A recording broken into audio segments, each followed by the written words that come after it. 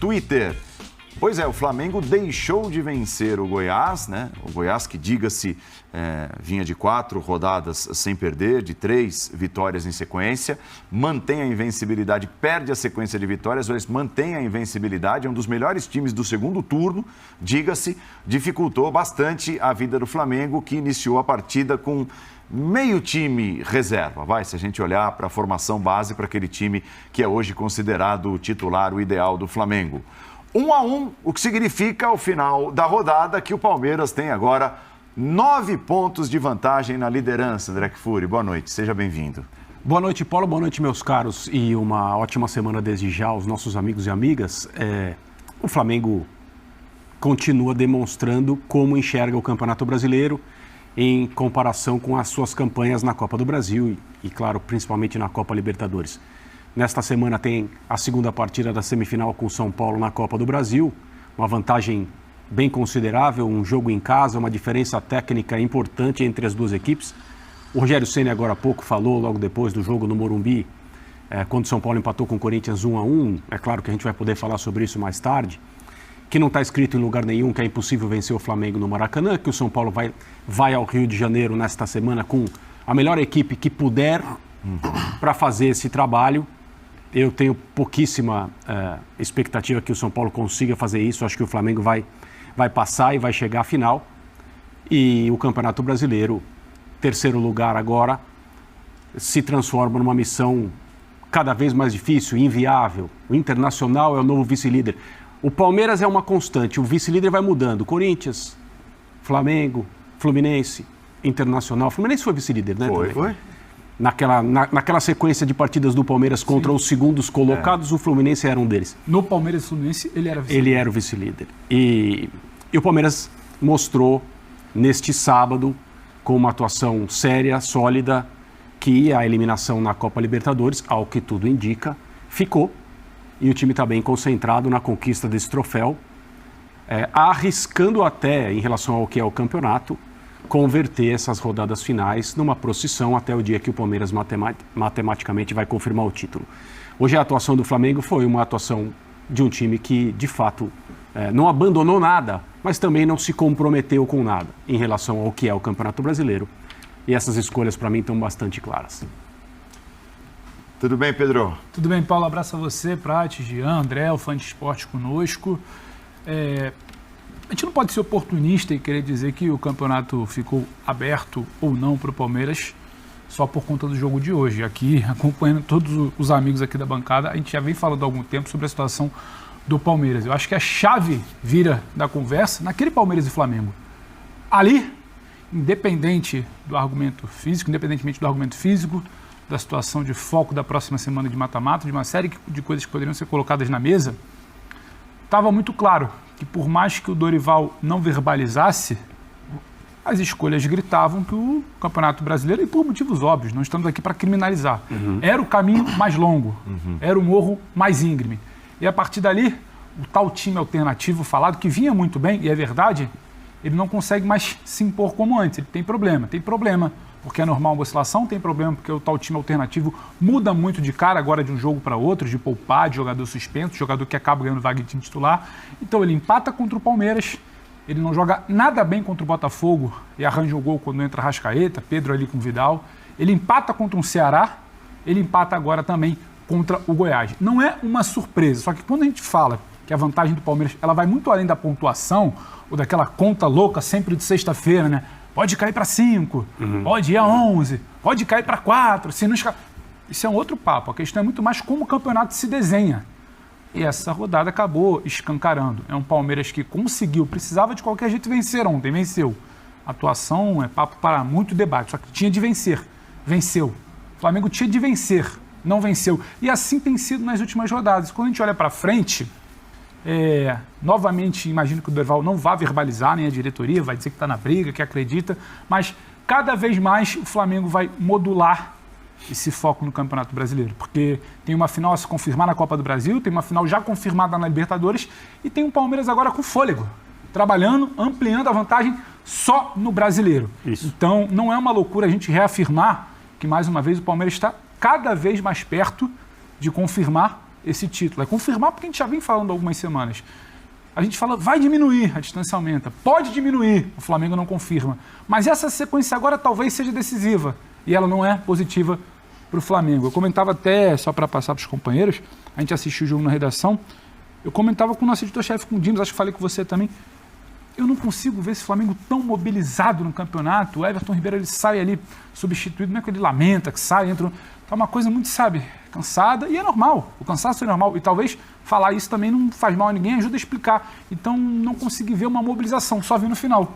Quando sai o gol de empate, tem poucos minutos, vamos correr atrás agora.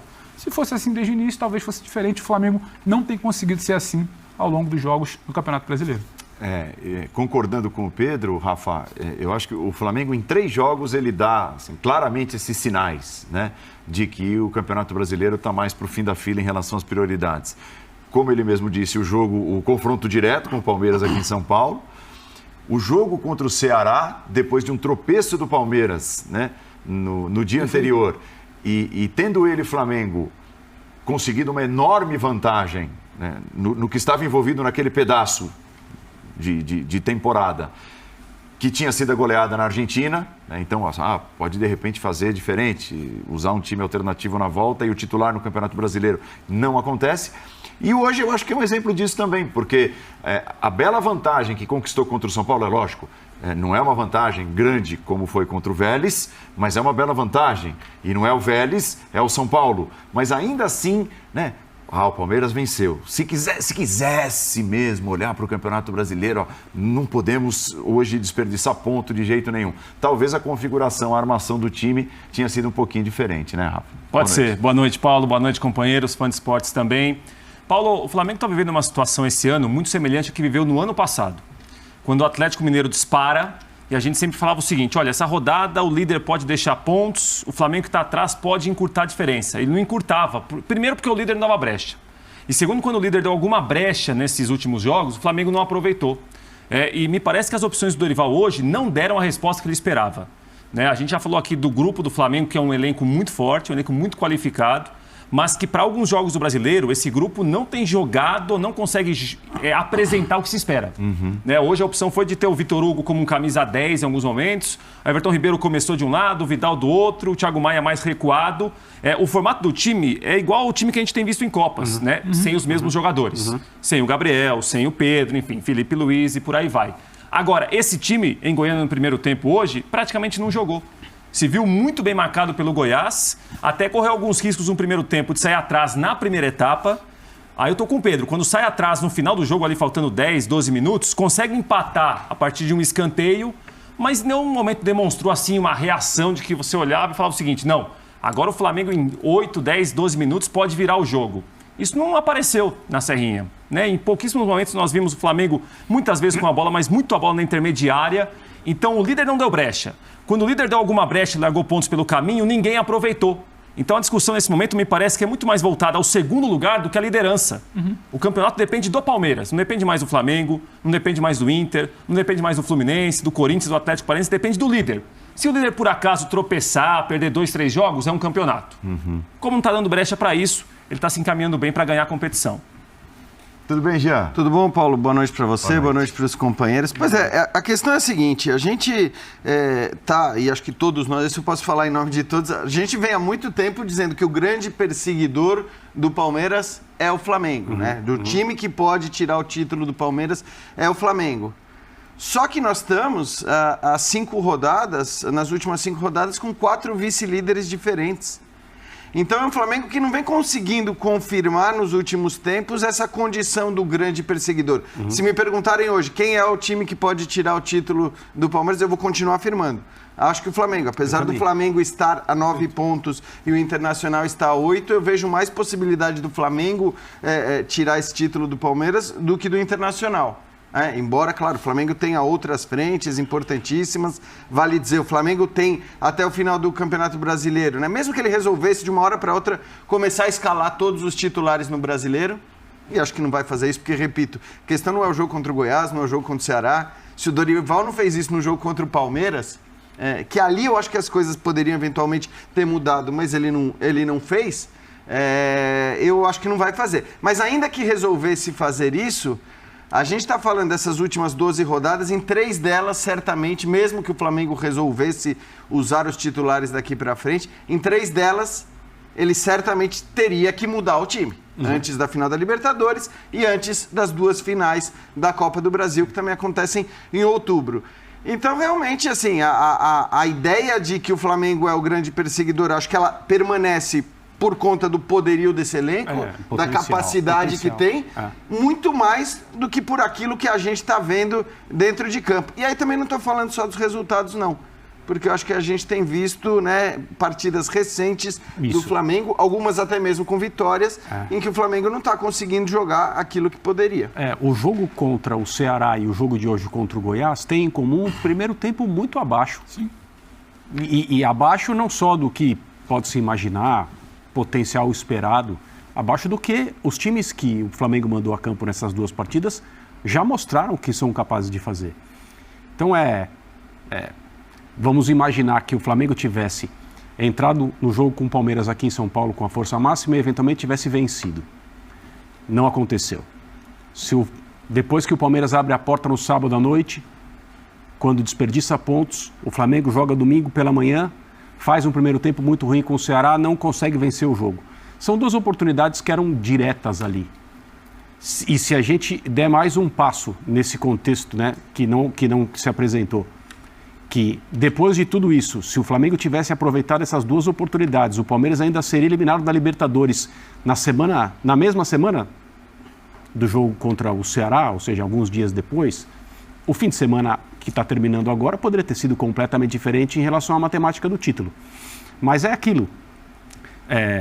Já depois do jogo contra o Ceará, a gente falava que quando um time aplica uma vantagem ao redor dos 10 pontos, tem muita coisa que precisa acontecer e quase todas elas no sentido oposto dos objetivos desse time que está na liderança para que ele perca de fato essa gordura que é conquistada, que é conseguida com mérito. E acho que a resposta mais importante em relação à caminhada para o título nesse fim de semana, quem tinha que dar era o Palmeiras. Depois daquilo que o Abel falou na entrevista triste, sombria, reclamando de arbitragem e fazendo um comentário que tem a ver com a arbitragem, mas não importa se as pessoas concordam ou não concordam, não é essa a discussão agora, que a arbitragem de fato contribuiu para que o Palmeiras fosse eliminado da Libertadores. O que importa nesse contexto, nesse caso, é que o Palmeiras acredita que sim. Os jogadores acreditam que sim.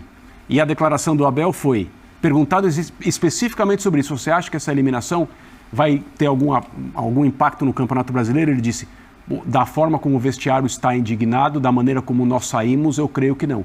Porque seria mais fácil, aos olhos dele como treinador, converter essa indignação em seriedade, foco, concentração nos jogos do Campeonato Brasileiro, e no primeiro jogo depois dessa eliminação o Palmeiras fez o seu papel. Então assim, talvez as pessoas achem mesmo que as reclamações que vieram do Palmeiras depois da eliminação por Atlético Paranaense são reclamações corretas. Ou não. O fato é que o time se sente indignado por ter sido eliminado pelo apito. E aí converte essa sensação em força, em mais foco, para ganhar o Campeonato Brasileiro. O Palmeiras não será campeão da Libertadores de novo, não ganhará a Copa do Brasil esse ano, mas deve vencer o Campeonato Brasileiro. Tem gente que acha que é o título menos importante dos 3, e tem mesmo, no futebol, infelizmente. De qualquer maneira, na verdade, isso importa menos agora também, porque esse é o título que o Palmeiras não tem até agora, nessa era de conquistas, nessa era Abel Ferreira, digamos assim. Então, se esse painel for fechado, o título brasileiro é um título que ganha em importância, mesmo que as pessoas insistam em tirar essa importância desse troféu. O time reserva do Flamengo parecia bastar, né, em alguns momentos, né, e foi digno de elogios aqui por vitórias alcançadas em sequência, e a gente, né, conversava, nossa, o Flamengo está montando, né, ele está montando de acordo com o seu elenco times muito fortes para diferentes competições, principalmente utilizando esses reservas no Campeonato Brasileiro. Não está bastando mais, né? E acho que até por conta de atuações abaixo de caras O torcedor esperava muito, por exemplo, muito bons, né? do Caras Marinho, muito bons. Marinho, o Everton, Cebolinha, nem se fala. O Vidal tem feito bons jogos, razoáveis jogos, mas hoje nada tem uma demais. questão interessante de dinâmica, né? De Marinho e Cebolinha em comparação a Pedro e Gabriel. Mas eu acho que os jogos anteriores também têm questões de dinâmicas. Porque essa pergunta do Paulo de queda, a queda ou não, ela vai muito da nossa avaliação e da impressão da torcida. Ela é subjetiva. Agora, tem uma coisa que ela não se discute, ela é exata. As peças não são as mesmas. Aquele time alternativo que funcionou, ele teve algo que poucos times do Campeonato Brasileiro têm, repetição. Você sabia qual era o time alternativo, você já sabia qual era o desenho, você já sabia onde o Lázaro entrava, já sabia onde o Marinho entrava, onde o Vidal caía. Você perde o Lázaro, você não tem um atacante. Na semana passada, ele perde situações de linha de defesa. Na semana passada, contra o Ceará, o André falava no primeiro tempo ruim semana passada, primeiro tempo ruim hoje. Na semana passada, problemas na marcação. Você muda toda a sua linha defensiva, você corre para trás contra um time que tem muita velocidade, que é o Ceará. Você sofre. Hoje, problema de criação. Um time muito bem postado lá atrás, você precisa criar e você não consegue. As dinâmicas também eram diferentes. Porque hoje você tem uma aposta num Vitor Hugo que você não consegue entender se ele é um 9, se ele é um falso 9, se ele está no desenho do Losango como um articulador, sabe, com Marinho e Cebolinha, aí começa tudo a não funcionar. Marinho e Cebolinha não funcionam como Pedro e Gabriel. Vitor Hugo, se tiver que dar profundidade, não funciona como Pedro. Como 10, não funciona como Arrascaeta. Então, você começa a perder peças. E quando você perde peças, o time alternativo cai.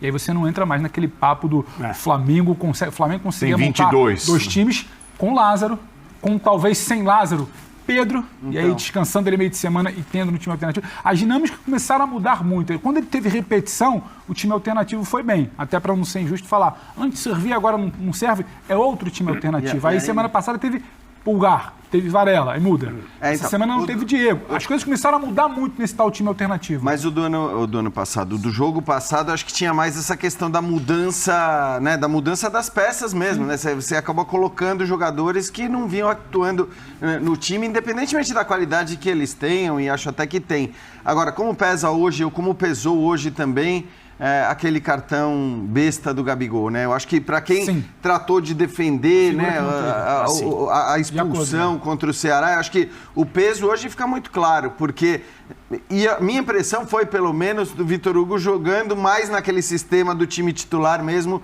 com os 2 caras de frente, com Marinho e Everton Cebolinha. E ali, convenhamos, você ter um dos 2 que seja, né, Pedro ou Gabigol ao lado do outro, de mais movimentação, de mais velocidade, acho que criaria um cenário bem melhor para o Flamengo. Então, acho que tem tudo isso, mas é preciso destacar esse time do Goiás. Exatamente. O time do Goiás, jogou muito bem, o time do Goiás vem jogando muito bem, sofreu no jogo porque perdeu o Dadá Belmonte, que era o cara que estava criando muito ali pelo lado, Flamengo, né? Com velocidade, com o Pedro Raul jogando muito bem, independentemente de problemas que o Pedro de não Raul ter feito gols. Então, de costas pro problemas gol, diferentes que ele cria. tocando e deixando os jogadores de lado de campo entrar. Então, assim, tem muito mérito do Goiás também. É claro que você olha para o time do Flamengo, para o elenco, para os jogadores, né, que mesmo saindo do banco são jogadores fortíssimos, você diz, a obrigação nesse contexto, nesse cenário é do Flamengo. Mas o Goiás tem muito mérito no resultado e poderia ter tido um vencedor para qualquer lado nesse jogo, eu acho, pelo que foi o jogo. Só em relação à dinâmica de jogo, eu também entendi que a ideia do Dorival era manter um desenho, mas ele precisa, ele não precisa nada, porque ele que trabalha com esses jogadores, mas é necessário observar a diferença de característica, né? Pedro e Gabriel jogam com uma dupla de atacantes. Os 2 preferem jogar um pouco mais convergindo para a parte frontal da área. É assim que eles trabalham. E eles combinam entre si. Exato. O Marinho e o Cebolinha fazem um movimento completamente oposto. Cada um para o seu lado.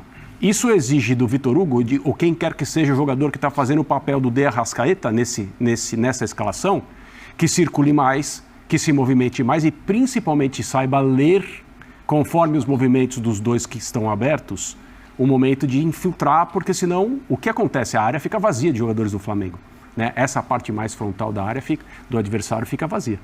E o Flamengo não conseguiu fazer essa movimentação hoje.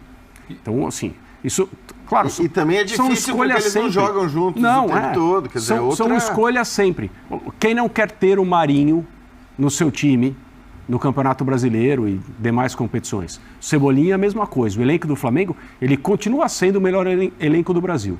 Ele continua sendo o elenco que oferece ao seu treinador a oportunidade de montar times diferentes e brigar por 3 competições. Por que não? Porque, como a gente já falou aqui várias vezes, o preço que o Flamengo está pagando agora é o preço dos erros ao longo da temporada até a troca de comando acontecer e o time efetivamente, com esse desenho proposto pelo Dorival, começar a jogar muito futebol e decolar, né? Na Copa do Brasil. Nas Copas, as rotas foram corrigidas e aí você não paga preço algum. No Campeonato Brasileiro são esses pontos aí, às vezes 8, às vezes 9, agora 8 para o Inter, 9 para o Flamengo. Mas em relação ao desenho do time, as dificuldades eram essas, por causa de características dos jogadores. O Cebolinha e o Marinho não vão jogar com uma dupla de atacantes. O Dorival não vai conseguir fazer isso. E ainda assim, né, Rafa, eles tiveram, num passado não muito distante, assim, participações em gols importantíssimos pelos times deles, que o diga ao Marinho e tudo que representou no vice-campeonato do Santos, da Libertadores em 2020, o Cebolinha, seleção brasileira, marcando com a camisa da seleção brasileira e tudo mais, e assim, chama atenção a incapacidade deles. Sim. E a diferença técnica mesmo, na finalização, na comparação com a dupla formada por Pedro e Gabigol. Né? Hoje, por exemplo, o primeiro tempo do Flamengo teve 6 finalizações. Nenhuma no alvo. Nenhuma deles. Nenhuma no alvo. Nenhuma no gol do Tadeu. Teve uma do Marinho que foi um absurdo, que ele chutou quase fora do estádio. Sim. Com 3 opções de passe. E aí entra uma outra situação, né? Porque uma coisa é quando eles entram com o time que está acostumado, eles entram. O Marinho entrou contra o Vélez e fez o gol. Em outros jogos, o Cebolinha não fez o gol, mas participou de alguma jogada mais perigosa. Outra coisa é quando você muda muito o time e conta com os 2 à frente, como falou bem o André, em relação às características diferentes se comparados a Gabriel e Pedro. Agora, mesmo assim, Paulo, mesmo com mudanças, jogadores que não estão acostumados a jogar juntos sempre, esperava-se mais dos 2. Esperava-se mais. Do Cebolinha, principalmente. Mas tudo bem, foi o 8º jogo dele, ele está voltando ao Brasil há pouco tempo, tudo bem. E a gente tem de levar em consideração que uma coisa é o Cebolinha agora, entrando uma vez ou outra, o time muito bem nas Copas. Outra coisa é se a gente falasse de um Flamengo mal no Brasileiro e mal nas Copas, e o Cebolinha jogasse o que tem jogado. Era uma outra visão. Porque esperava-se mais, um jogador que chegou muito badalado para ajudar muito o time, como o Pedro e o Gabriel se entenderam super bem com a contusão do Bruno Henrique, o Cebolinha não virou uma peça fundamental. Agora, mesmo assim, eu acho que os 2 estão abaixo. O Marinho que a gente tem visto no Flamengo é o Marinho do último ano do Santos, não mudou muito. Porque o Marinho é um até o vice-campeonato da Libertadores e é um outro bem inferior a partir do vice-campeonato. O Marinho teve problema de contusão, ele não saía do time, mesmo jogando mal, ele era quase que insubstituível porque o grupo era muito inferior ao grupo que o Flamengo tem. Mesmo assim, acho que quando o Flamengo contrata os 2, esperava-se mais dos 2, pelo menos nesse médio prazo. Que o Cebolinha pudesse resolver um pouco mais, que o Marinho pudesse ser um pouco mais útil. A gente não tem visto isso. A gente tem visto que a diferença da dupla que joga para a dupla que jogou em Goiânia, mesmo jogadores completamente diferentes, a diferença é considerável de uma dupla para outra. Aliás, né, Rafa, acho que assim, talvez o Flamengo tenha encontrado o seu time titular, o seu bom time titular, muito porque os caras de lado, os caras de velocidade não estavam rendendo o que se esperava que eles rendessem. Porque, vou dar um exemplo, né? E mesmo o Marinho sendo o jogador do outro lado, se o Marinho tivesse voando era outra conversa. Pedindo passagem na hora que o Bruno Henrique se machuca, talvez ele tivesse entrado no time para manutenção das características que a equipe tinha, né? E aí, como não tinha ninguém, não tinha o Michael da vez, que também, né, foi o cara da temporada passada que substituiu, talvez até num nível melhor do que o do Bruno Henrique na temporada passada, o titular.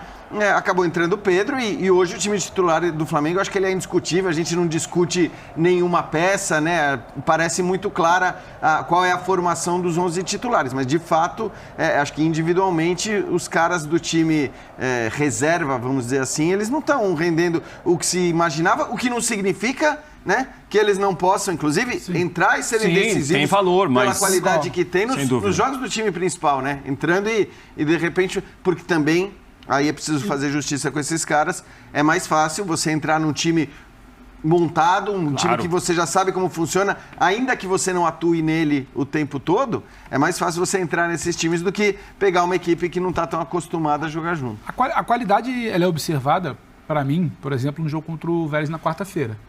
O Marinho, com qualidade, a qualidade para finalizar, ele faz o gol que ele fez, um bonito gol. Mas tem muito de uma qualidade individual, não de uma participação, para mim, dele da construção. A gente até comentava, eu acho que ele erra, a opção dele é errada na hora do lance, só que tem a qualidade da finalização. E sobre participar com o time principal, hoje o Cebolinha teve 10 ou 15 minutos ali com o Arrascaeta, com o Rodinei do outro lado, e é um Cebolinha, para mim, abaixo, independente da interação, seja com reserva, seja com titular. É um toque a mais sempre na bola, é um giro sobre meio no corpo. Independente, tá em outra rotação de jogo. Independente da marcação de gols, Sim. né? Sim. No jogo. Vai além. No jogo. E sim. No momento que o Arrascaeta entra, o Rodinei abre também, funcionando quase como um ala, porque o Mateuzinho faz a segura ali para o Rodinei subir. A bola, por diversas vezes, ela bate no Cebolinha. É uma circulação lenta. É uma coisa que ela vai, ele gira, ele tenta uma opção pela esquerda, não está acostumado se passou alguém, se não passou, volta. Então é sempre 2, 3, são 4, 5 vezes. Às vezes toques na bola. Então, assim, ele não está na rotação. A bola bate no pé do Arrascaeta, é papum. A bola bate atrás, às vezes até no Ayrton Lucas, rápido. O Vidal, rápido. Até no próprio Rodinei, ela bate rápido. No Cebolinha, ele não está entendendo qual é a dinâmica da movimentação. Aí volta. Dorival saca ele, de forma inteligente até. Então, assim, e não dá para dizer que não vai resolver no futuro, que não pode desempenhar bem no ano que vem. Ninguém está falando que já deu errado. Que tem que ele é muito bom jogador. Mas ele tem observando tudo de momento por que não funciona. E no segundo tempo fica muito claro, ele não funciona na interação com as peças do time alternativo, não funciona na interação com o Arrascaeta, com o lateral subindo, com um desenho melhor montado. Então, assim, eu acho que essas duas situações ilustram muito. Quando você fala do chute do Marinho, ele é emblemático.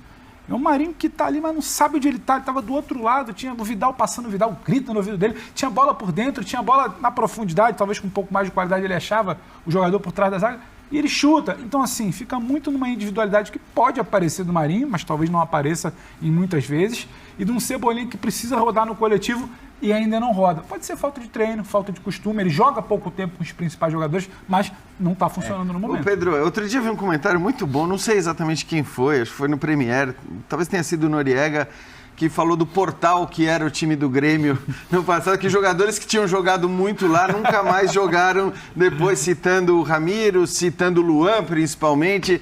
Não me parece que o Cebolinha seja dessa turma. Não está no Portal. Não está no Portal. Acho que inclusive foi de um time, né, que ele brilhou depois desses caras brilharem mais. Sim. E é um jogador com muita qualidade. Aí é importante fazer essa ressalva que você fez, porque assim, é um jogador que chegou agora, chegou no meio da temporada. Sim. Então, o cara tem tudo para ser muito útil para o Flamengo, talvez ainda nessa temporada, mas muito provavelmente a partir da próxima, sim, as coisas vão funcionar melhor para ele. Nós temos a tabela do Campeonato Brasileiro atualizada e você vai perceber, né, a diferença do Palmeiras para seus perseguidores, ela é, neste momento, de 8 pontos em relação ao Internacional. E a diferença do Internacional, o segundo, para o Galo, o sétimo, é menor do que a diferença do Palmeiras para o segundo colocado. 6 pontos, né? Diz muito. Diz muito porque que a luta, eu acho que foi o Prato que falava, talvez seja a luta do vice, do segundo, que a cada rodada muda, né? Jean, André também falaram. 4 rodadas consecutivas que o vice é sempre diferente. É Corinthians, é Flamengo, é Fluminense, é Inter. Isso aí vai bagunçar demais. Mas aquele primeiro lado 54 não tá bagunçando, né, Paulo? Aquele ali segue e essa é a perseguição. E é o que tem que ser. É o sólido a caminho da taça, 54 pontos, que tem que perder é muita coisa. O Inter talvez não precise perder tanto para um Atlético Mineiro que não vem bem, mas talvez um Atlético Paranaense buscá-lo. Agora o Palmeiras para Inter, Flamengo, Fluminense buscá-lo, precisa mudar muita coisa. Eu acho que assim, é claro que quando faltam 36 pontos para serem disputados, a gente não pode ficar naquele exercício de... É aquilo, perguntar não ofende. E o Inter nessa história aí? Até porque ele é um time que não disputa mais nada a não ser no Campeonato Brasileiro. Em casa. Na última rodada. Isso. Tem Inter e Palmeiras. Então, aí eu ia entrar nessa questão da tabela, porque eu acho que tem essa... Óbvio assim, você tem 36 pontos para disputar e 8 de diferença do líder para o vice-líder. Então, assim, no exercício de ansiedade que a gente... Vocês da imprensa? Campeão de toda semana. Exatamente. Todo dia a gente disse que o campeonato fechou ou não fechou. Aí um dia a gente disse que fechou. Mas se na rodada seguinte o líder perder e o vice-líder ganhar e a diferença diminuir para 5, não, agora tá escancarado. Ué, mas não tinha fechado? Então, assim, não dá para dizer que o campeonato tá fechado. É óbvio que o Palmeiras tem uma ótima vantagem. Você olhando a tabela, né? E claro que esse papo de olhar a tabela, muita gente, quando a gente fala da tabela, entende que a gente está dizendo que jogos contra times mais fracos em casa já estão ganhos, né? Não é assim. É óbvio que a gente não está falando disso.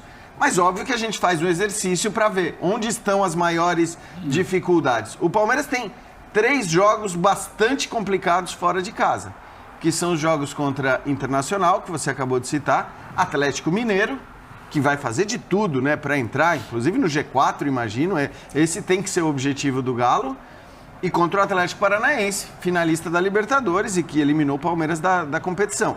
Então, esses 3 jogos fora de casa são jogos duríssimos. Mas posso perguntar uma coisa, Jean, nessa esteira? Os 3 jogos do Flamengo, que ele não vai ter com o time principal, que a gente já apontou aqui, são mais suaves, mais fáceis? São porque... Mesmo com um time que não é o principal? Então, aí tudo bem. A questão do time eu acho que a gente já debateu muito. Mas o que eu quero dizer, isso a gente vê já há um bom tempo, falando do Flamengo, tá? Não estou falando do Internacional, né?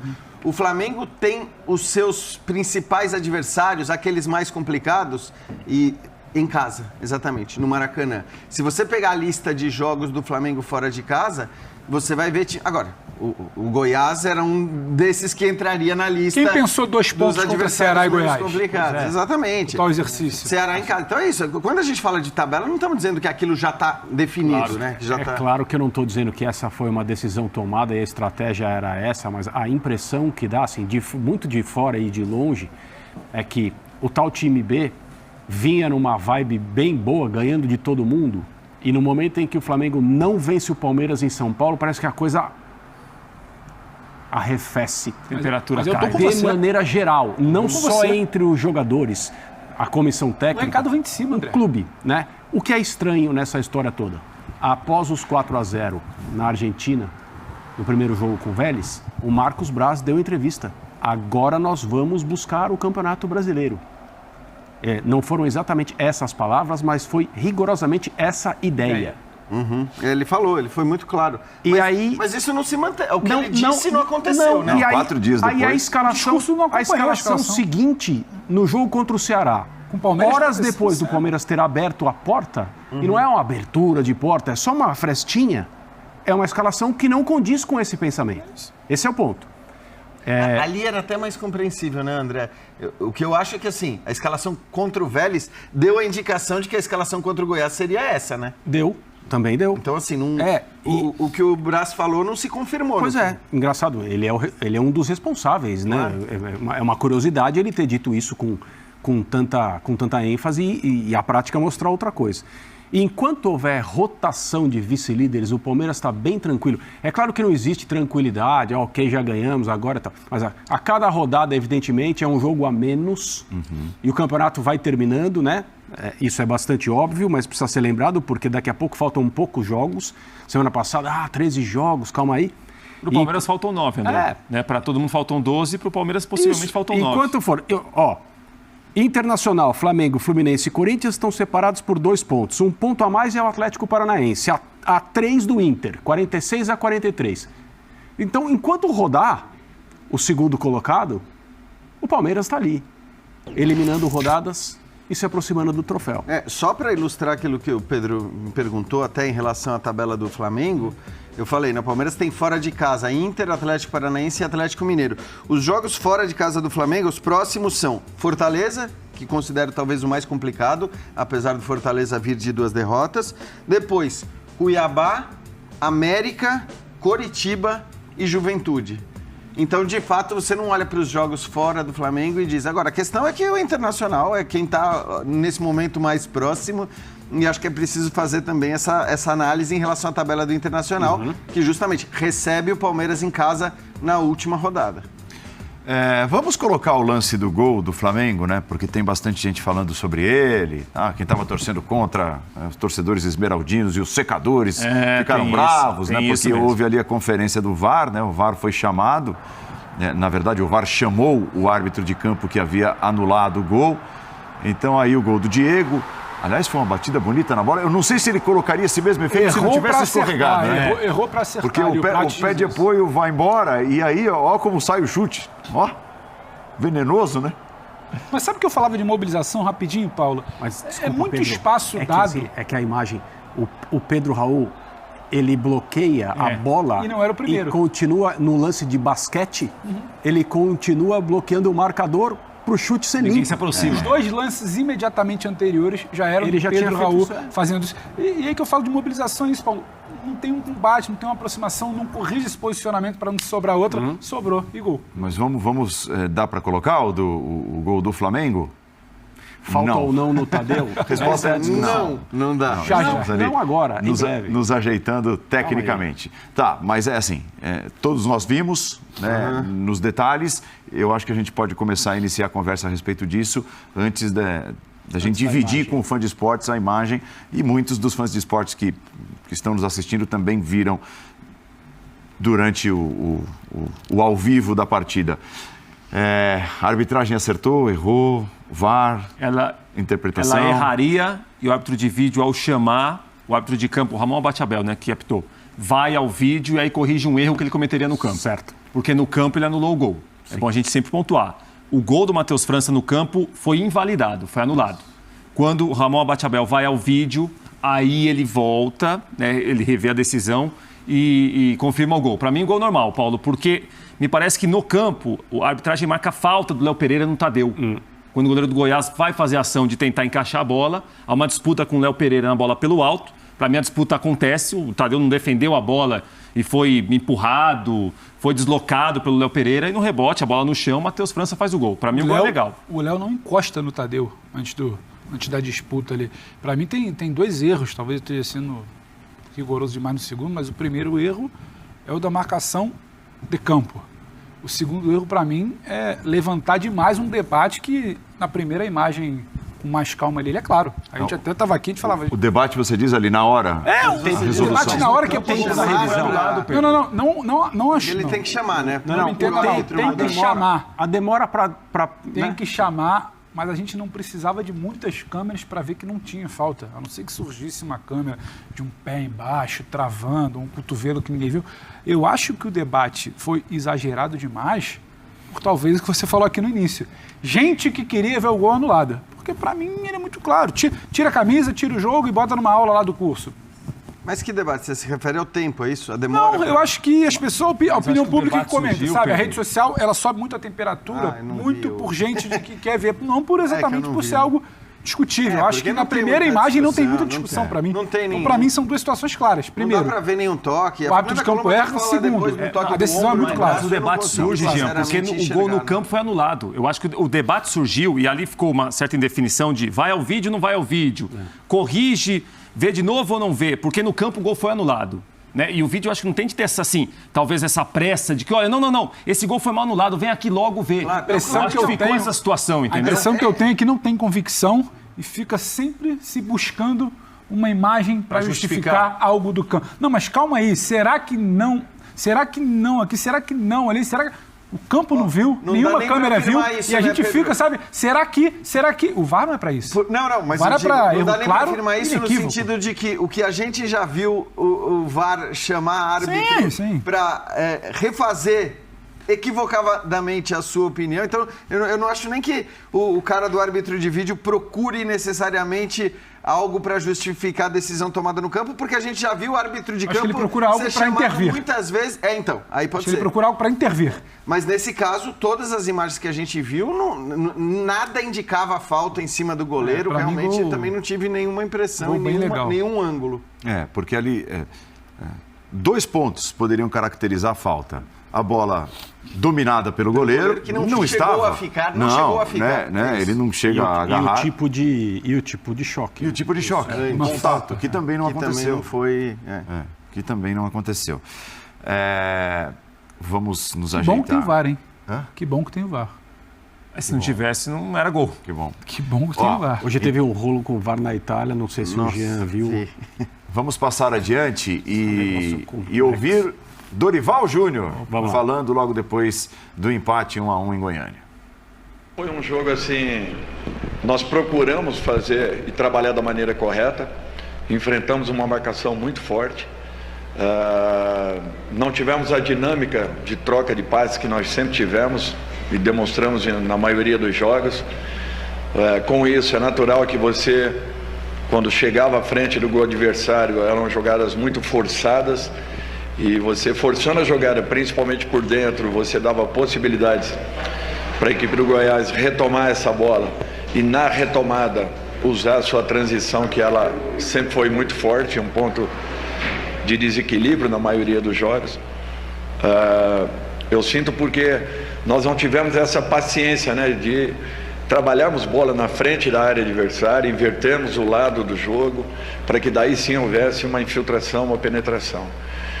De um modo geral, nós tivemos um comportamento muito bom, defensivamente, nosso meio-campo muito bem postado, mas em termos de criação, hoje, realmente, nós tivemos dificuldades em razão, principalmente, desses quesitos que eu falei. Dorival, boa noite. Rafael De Angeli, TV Globo. Primeiro, eu queria te perguntar a sua impressão sobre dois assuntos específicos. A sua impressão sobre o lance do gol de empate, se no momento ali, se você teve a oportunidade de rever o lance também, o que você achou que foi aquele choque, né, entre o Léo Pereira e o Tadeu, que acabou resultando no gol de empate? E segundo, sobre as alterações, se as alterações surtiram o efeito que você esperava. E especificamente se o Everton saiu porque já era algo programado para ele não jogar um tempo maior, né, pensando nos próximos jogos pela frente. Começar pelo Everton. O Everton foi valente e guerreiro hoje, porque ele teve uma indisposição grande no hotel e talvez nem entrasse em campo. E mesmo assim ele suportou 60 minutos. Talvez tivesse que tirá-lo até um pouquinho antes, mas um jogador desse nível você quer tê-lo o máximo possível em campo. E o que ele conseguiu suportar foram esses 60 minutos que foram importantes, mas não havia como deixá-lo juntamente com o Arrasca, porque a condição dele não favorecia muito.